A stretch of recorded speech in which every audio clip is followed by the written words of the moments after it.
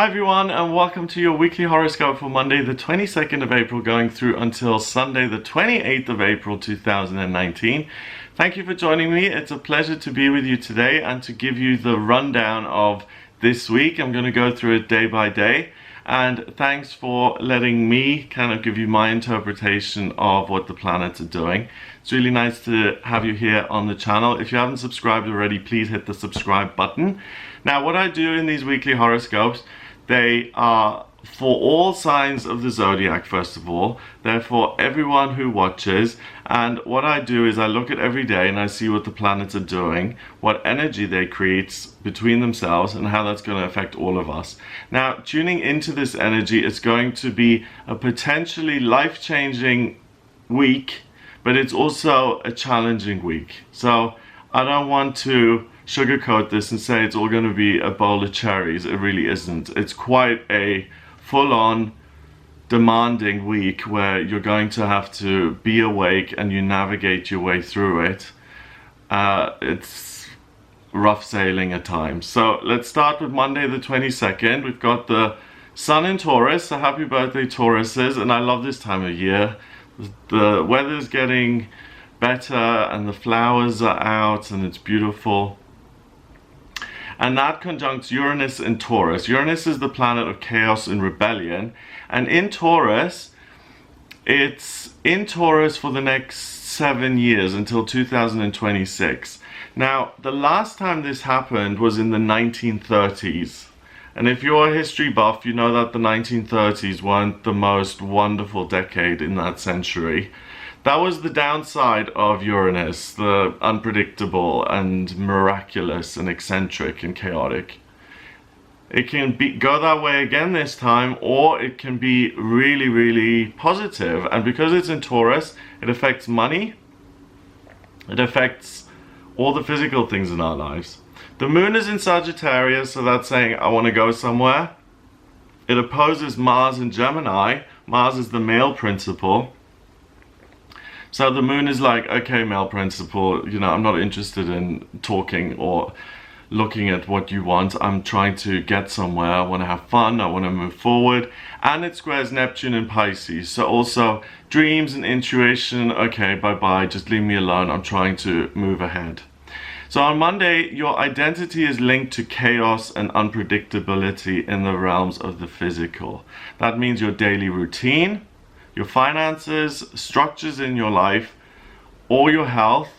Any of those may become an area of focus or a theme, and again, either positively or negatively. There isn't going to be much warning. This is either going to just happen or appear in your life. There isn't going to be a big announcement saying, okay, watch out for this. So it's a day that proves that worrying is useless, because a lot of us worry as an insurance policy. If I worry about this and this and this, then when it happens, I'll be prepared. This kind of day, Monday, when something big just comes into your life, you realize that worrying is a useless exercise, because the really big things are always unexpected and you could have never imagined them coming in. So prepare yourself for Monday. It's going to be a bumpy ride. Either it's going to be really positive or negative. The fact that we've got the square between Neptune and Gemini, you don't have a lot of control over this. It's something that's coming in externally. On Tuesday the 23rd, we've got the moon going into Capricorn at 10:51 in the evening. So the moon in Capricorn is very diligent, practical, hardworking. Venus, the planet of love and beauty, is in Aries, very direct and forward-looking, and it conjunct, so it's right on top of Chiron, the wounded healer in Aries. So that's good news, because that's about healing the way you love and the capacity for love. It also conjuncts the moon and Jupiter sitting together, so working towards moving forward. That's the main theme of Monday and Tuesday here. The moon also trines Uranus and Taurus, the sun in Taurus, and it squares Chiron in Aries. So Tuesday is a wonderful day to enjoy the riches that were provided to you yesterday on Monday, or to put the pieces back together again.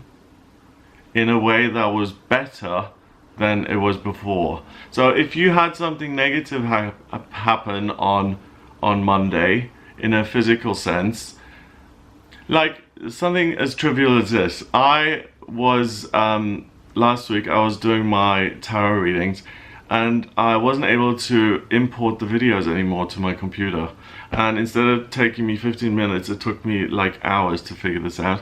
So then I tried a different way, and I've now found a way of importing it directly through the video editing software that makes it even quicker. So the fact that I had a problem there and that it screwed up is really good, because it forced me to do some research and it saves me time now every time I do it.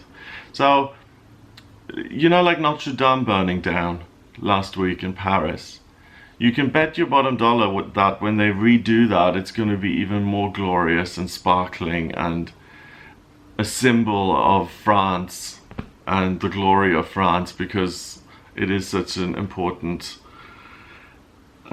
symbol of the country. Yeah, like the Eiffel Tower, which is only 100 years old, and Notre Dame is what, 12 or 6? So whenever something is damaged and we work towards making it better, it blossoms, it blooms. That's in South Africa. What they do, they always burn down the fields, and they do that so everything is in ashes, and that kind of nourishes the soil, the ground, so that when spring comes and the grass is growing, it's fed and it's healthier, and it comes in even richer and thicker and more beautifully. So you've got to have death to have new birth. That's big theme in life. And Monday and Tuesday are all about that. And going through that doesn't feel that lovely, does it? Because you just want things to keep going and to be uncomplicated and simple. If you've got this major change coming in, then you have to deal with that. So on Wednesday the 24th, we've got Pluto in Capricorn. Pluto is the planet of transformation and change, death and rebirth, the phoenix rising from the ashes. That goes retrograde for the next 5 months. And that's kind of telling, because it's slowing down before it goes retrograde on Monday and Tuesday. And maybe that's why we've got all of this transformative energy along with the chaos of Uranus. But with the outer planets, and by outer planets I mean Jupiter, Pluto, Saturn, Neptune, I think that's it. And when they retrograde in the personal astrology, like when I read your chart, we don't pay that much attention to the outer planets being in retrograde or not, because they spend 5 months in retrograde, so half a year. The personal planets, Mercury, Venus and Mars, when they go retrograde, that's much more important, because they're personal planets and they affect you personally.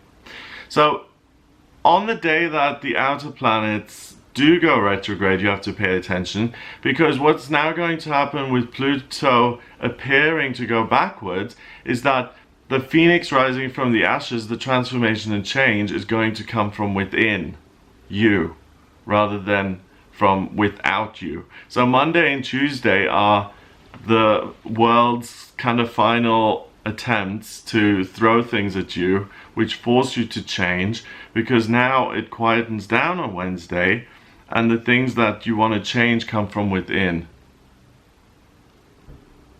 So on Wednesday is a day to really ask yourself what needs to be destroyed in your physical life and what you want to build.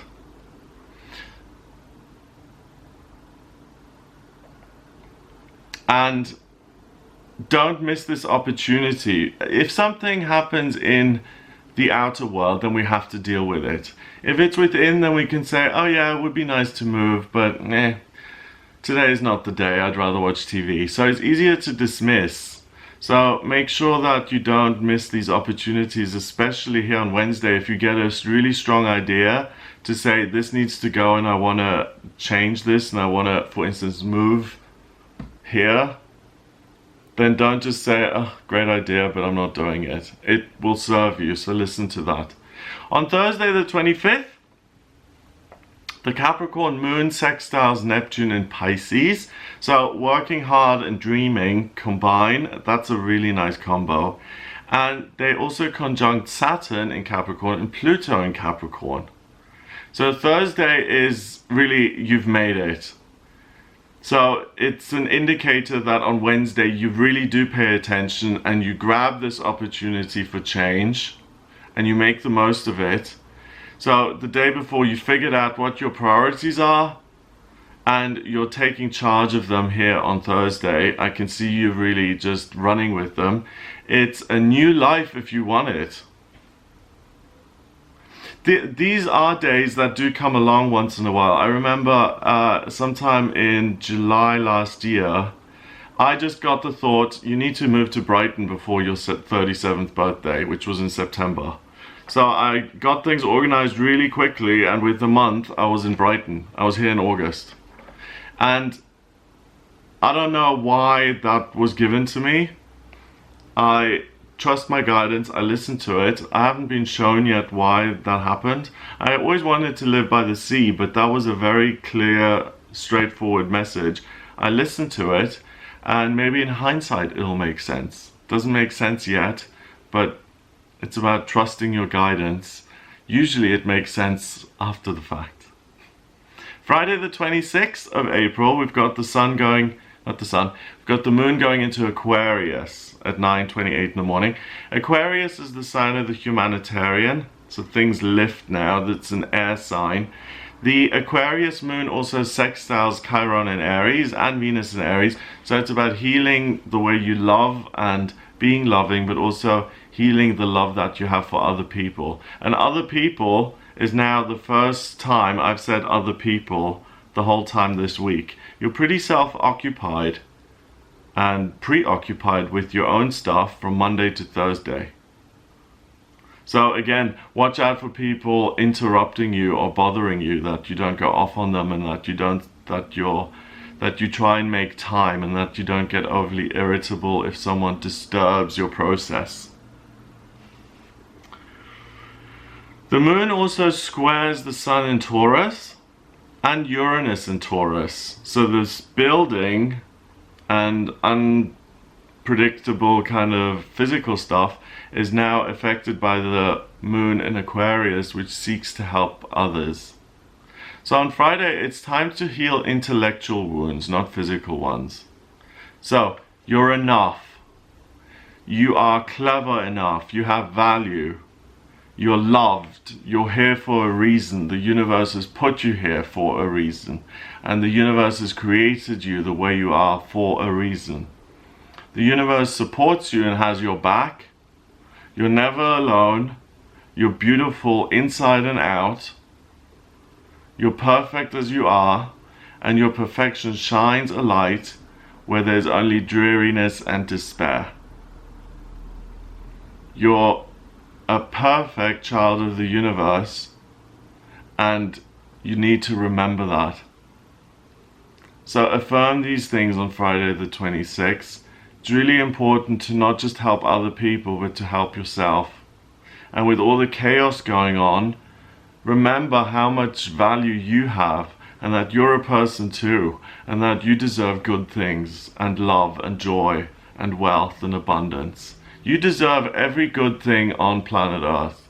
And you know why? Because you exist. Because you chose to come here. You chose to incarnate on planet Earth, one of the difficultest, no, that's not a word, one of the most difficult schools in the universe to come to. And the fact that you woke up today and that you're breathing means that you're worth it and that you deserve every wonderful thing. You're showing up every day. So stop giving yourself negative messages that the ego wants you to kind of indulge in, and say, I no longer have the luxury of putting myself down. From now on, I'm only going to speak truth. And truth is, I am a shining light. I'm perfect. I'm a wonderful human being. I'm a star. And my light shines brightly. On Saturday the 27th of April, Mars in Gemini squares Neptune in Pisces. These two Mars, the male principle of what I wanted yesterday, my desires. Think of it like a soldier. And Neptune is the water planet of imagination and dreams and intuition and spirituality in the sign that it rules, Pisces. They don't often square each other. They don't have a lot of conflict with each other. So this happens once or twice a year. So this isn't great news. The Aquarius moon, that sextiles Mercury in Aries and Mars in Gemini. So the Aquarius moon continues to make your focus the well-being of other people and being of service. Mercury allows you to communicate well, and Mars in Gemini really allows you to communicate very well. So on Saturday, you get what you want by expressing yourself. You're at the peak of your powers when it comes to communication. So speaking, writing, teaching, 2 thumbs up. 2 thumbs up. If you've planned to teach a course or a retreat or a seminar, or if you've got something like that on the books to do, then do it this weekend, Saturday the 27th and Sunday the 28th, because you're going to be articulate and eloquent, and you're going to be able to express yourself in a way that means that other people understand what you're trying to express, and the point that you're making will come through loudly and clearly. So do that this weekend. You'll get your humanitarian message across in a way that'll help you support others. Humanitarian messages especially are going to go down very well. And remember, what you put out, you get back. So if you're putting out lots of value and positive energy, you'll get that back via other people. That's one of the laws of the universe. The Mars-Neptune square will cause a sense of being ill at ease. Should I, or am I just making things up? It's not a happy connection. It'll make you feel somewhat, should I act or shouldn't I? Am I just dreaming, or am I really seeing an opportunity here? Can I trust myself or not? Remember those positive affirmations from Friday and use those to navigate the Mars-Neptune square, which is there from Saturday to Sunday to Monday. So on Sunday the 28th, we've got the moon going into Pisces at 13 minutes past 10 in the evening. Mars in Gemini still squares Neptune in Pisces, and the moon in Pisces sextiles Uranus and Taurus. So spiritually, you're able to connect with the unbelievable chaotic power of Taurus now, and maybe even steer it a little bit. So this rare conflict between Mars and Neptune is still a big theme here. It causes self-doubt, and it also makes you wonder whether your dreams are actually worthwhile or just a waste of time. And that's why we've had this, you see, it's a week of extremes, because at the beginning of the week you're really building and you're getting something externally, and then on Wednesday it's up to you to come up with something and to build something from within. Then on Friday you're really being reminded of how wonderful you are, and then on Saturday and Sunday you're being tested. So it's not a walk in the park. This isn't a piece of cake. You've got to be aware, and you've got to remember that you are a star, you are amazing, and that your dreams are worthwhile and they're not a waste of time. So whenever that question comes up, immediately just shut it down by saying, my dreams are worthwhile. And you know why they're worthwhile? Because I'm breathing. And it's as simple as that. You don't have to go into, because I'm educated and because I have money and because I went to Cambridge and meh meh meh. It's because you showed up on this planet and you're trying your best. So it's a week really of using your personal power to change reality. On Sunday here, you're challenged by this square that says, are you making the right choices? Connecting to your higher self, meditating, praying, asking the universe what the way forward is going to provide you with guidance and also a sense of ease and comfort, and that'll remove the irritation for you, because that's what it will feel like, the Mars-Neptune square. It will feel like, you know, something is irritating, like there's an itch you can't quite scratch. So that's what I get for this week. Really powerful. You can change your life, but you've got to pay attention and you've got to exercise some self-discipline, and you'll go far. Fly, my friend, fly. If you would like a personal reading with me, please get in touch via my website. It's gregoryscott.com. Click on the readings tab to audio reading. In my personal readings, I use astrology, tarot, and numerology, and I combine all three. It's really a wonderful, amazing divination system. Astrology is the king of the divination systems, and it shows me everything about you. I draw up your birth chart by using your place of birth, date of birth, and time of birth, and I wish everyone had access to this, because it shows what your life purpose is, what your vocational aptitudes are. If I'd gone to an astrologer at 18 instead of a vocational psychologist, I would have saved myself my entire 20s of misery. Ugh. So it gives you real practical guidance in terms of what your path is and how you can earn money. And I believe that everyone's been given a gift that you can use to really thrive here on planet Earth. Each one of us. We don't need to get into marriages that support us financially. We don't need to do things for security or for whatever. We have that. We have everything within ourselves. I can also look at what your natural strengths and weaknesses are. You know, some kids are naturally skinny and eat whatever they want, and others look at a piece of lettuce and gain 10 pounds. It's just one of those things. So we can look at those. We can look at how you can work with that. We can look at what's destined for you in love and career and health and traveling and romance, and what's kind of written on your forehead via your chart, what's kind of destined for you. And in the East, it's very much believed that you have your destiny and you've just got to walk it. In the West, we believe we make our own fortune and our own destiny, and we do. Both are true. Some things are just beschert, and some things are chosen. And astrology and tarot sit in the middle of those two truths, and it allows you how to take what's destined for you and how to work with it and how to make the most of it and how you can live the best life possible. So if you're interested in a personal reading, if you have any questions you want to ask me, when's the best time to move? When is the best time to invest money? When's the best time to make changes to my physical appearance? When's the best time to get married? Or is this the right partner for me? Anything you have on your mind, get in touch for a personal reading. GregoryScott.com, click on the readings tab to audio reading. Have a wonderful, wonderful week, and I'll speak to you next week.